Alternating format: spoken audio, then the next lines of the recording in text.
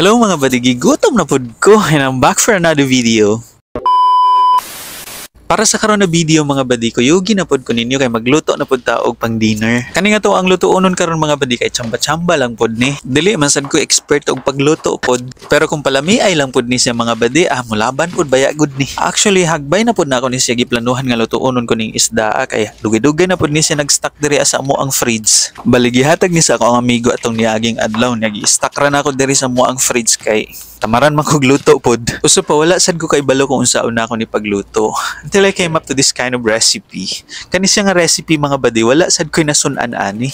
Gimao-mao lang pod na ako ni siya hoping for the best result. Murag adobo ra man gud ni siya mga badi, wala lang gud ni siya gigisa.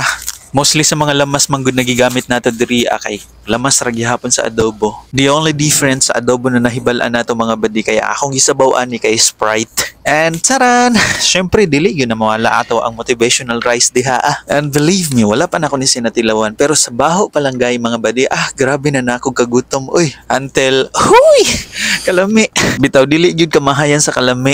Pero diri na lang takutob mga badi, like and follow for more. Bye bye.